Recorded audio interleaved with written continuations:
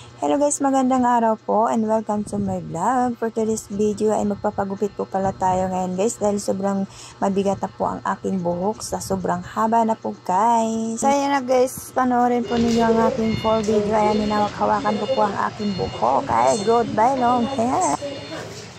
Hanggang dito lang siya yan.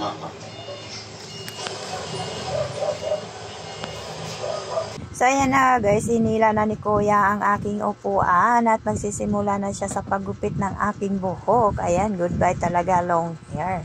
Ayan na ba po nga ako nakaupo at nakaharap po yung malaking salamin at kinuhaan ko na rin po pala ng video ang aking sarili. So po may handumanan sa aking buhok kaya kukuhaan po natin ng video yan. Ayan si Kuya nakaupo na po sa aking likod at sinuklay-suklay po niya ang aking buhok. Dahil pag napuputulan na yung aking buhok ay masarap sa pakiramdam dahil magaan na po ang aking olo. Charot lang. So ayan si Kuya, seryoso po palang magupit sa akin guys. So ganyan po pala ang style ng paggugupit para hindi po masyadong mahirap kaya nilalagyan po niya ng ipit ang aking buhok. Ayan, inuna po pala niya yung sa ilalim po para mabilis at hindi mahirap. Ako naman po pala yan guys ay natutulala sa isang tabi. Charot.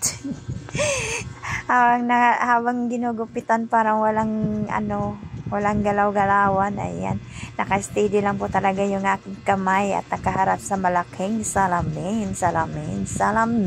At dito po nga pala banda guys ay napapansin ko po ay nagiging maganda po pala ako dito sa salamin ni Kuya. Charot! Kaya habang nagpapatuloy si Kuya sa paggupit ng aking buhok, ako naman ay patingin-tingin sa salamin dahil nagagandahan po ako sa aking sarili. O diba guys, saan ba kayo makakabili ng salamin na ganito kaganda pag nakikita nyo ang iyong sarili? Ay Kuya, pwede po ba akong magsasalamin dito araw-araw para magiging maganda po ang buo kong araw? Sa aking mga kalugar pala na gustong magtanong kung saan po ako nagpapagupit ay dito lang po ito sa may Bertahan ng Jeep, dito sa Punta Santa Ana. Andito lang po sa gilid si Kuya nang gugupit. Ayan, mabilis mong magupit si Kuya. Pero ako nga po pala dito guys ay sobrang seryoso po ako nakatingin sa salamin. Totoo po talaga yan. Salamin, ipakita mo ang aking kagandahan. Charot. Pakita mo ang aking kagandahan. Salamin. At nagre-request po sana ako sa aking asawa na kukuhaan niya po ako ng video pero hindi po niya ako nakukuhaan dahil nagpunta po siya sa Mami. Ayan, kumain po siya kasi ng Mami guys. Ayan, papakita ko po sa inyo mamaya pag naabutan po natin siya na kumakain doon. Habang hindi pa natatapos ang paggugupit, ayan, dito muna ako kukuha ng video. Paisip po kasi ako guys, pag hindi po ako magpapagupit ng aking buhok, sobrang magastos po siya sa shampoo. Kaya nakapag-desisyon na po talaga ako na pabawasan ko po ang aking buhok dahil napapansin ko na rin po pag habang tumataas yung buhok ko, ako po ay tumatanda. Charot.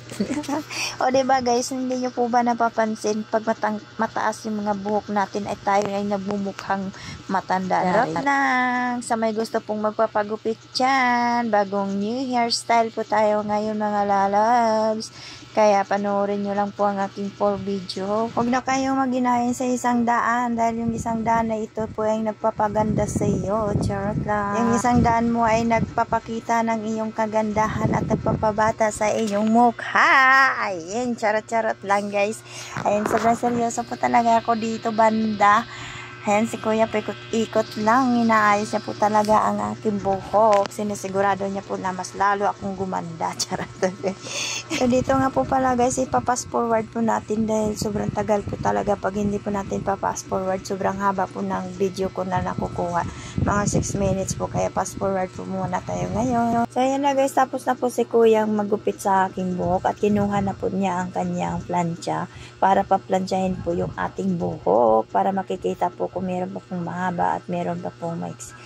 Kahit saan po tayo magpapagupit ay kailangan po nila talaga magamit ng plansyahan para makikita po nila kung meron pa pong mahabang buhok na hindi pa po napuputol. Yan, kailangan po niuunat ang ating buhok para makikita po talaga ang hindi na putol.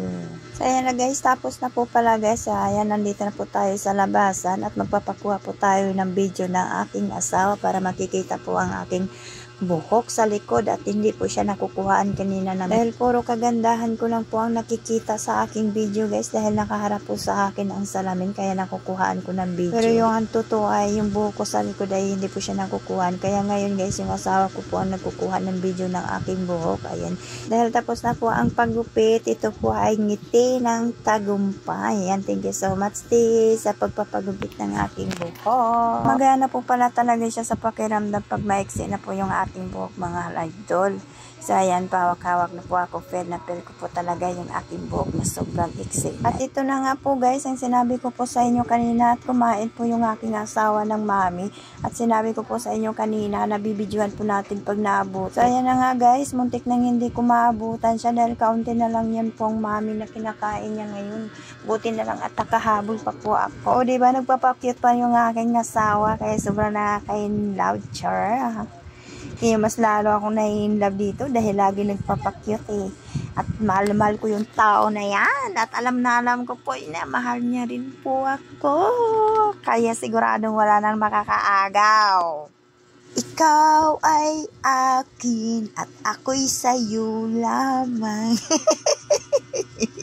Mapagana pa yung sumo ng aking asawa, wala nang laman yung kanyang kainan. So ayan, nandito pala kami sa Tambay Paris sa Road 5. Ayan, sa mga gusto pong kumain, dayo na po kayo dito sa Tambay Paris. Ayan, busog na po ang aking asawa guys. At kami na po ay nagpapaalam sa inyo. Maraming salamat sa panonood. See you next vlog. Bye bye.